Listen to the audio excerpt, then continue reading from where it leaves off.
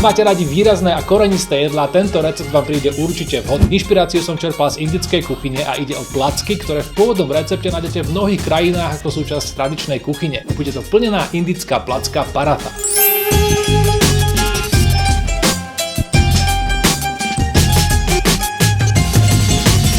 V podstate jednoduchý pokrm, mučná placka, ktorá vyzerá ako slovenské lokšet, akurát že zemiaky nejdú do cesta, ale do plnky a tá je výrazne ochutená rastcov, kurkumou a paprikou. A ja ešte k tomu pridám aj aromatické cibulky, cesnak, čili a všetko to už len umocní kúsok údeného syra. Takto si ich pripravíte.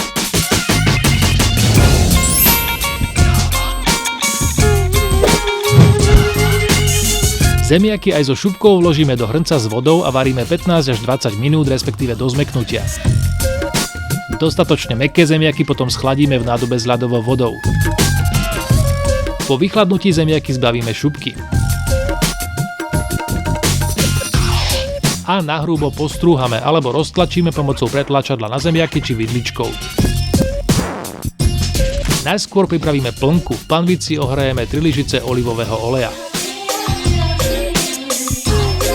Pridáme posekané cibulky, nasekané strúčiky cesnaku a pokrájanú čili papričku. Pomaly opekáme a priebežne miešame.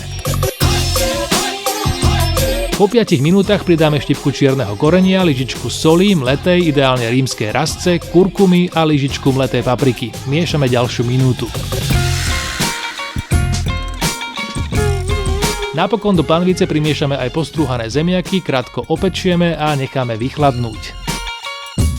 Cesto na placky pripravíme z preosiatej múky, do ktorej pridáme lyžičku soli, 2 lyžice olivového oleja a ručne miešame. Postupne prilievame 180 až 200 ml vlažnej vody.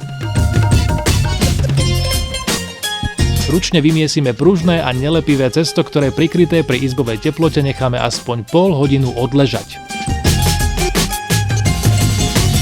Odpočinuté cesto zľahka pomúčime a rozdelíme na 6 rovnakých častí. Každú vytvarujeme a vyvaľkáme na kruh s priemerom približne 20 cm.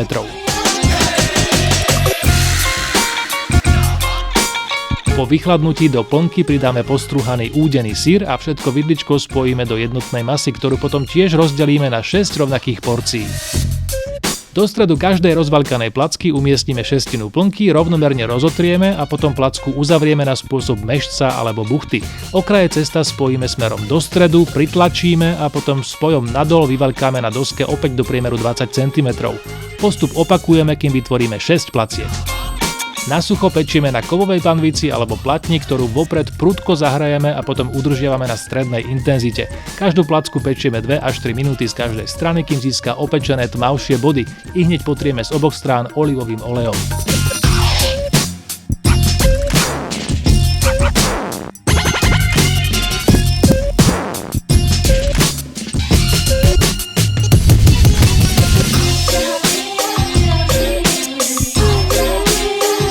Placky podávame v celku alebo ich vopred nakrájame na menšie kusy. Výborným doplnkom sú rôzne nátierky a dipy. Ja som ich tentoraz kombinoval s gréckym jogurtom, pikantnou harisou, olivovým olejom a sumak korením.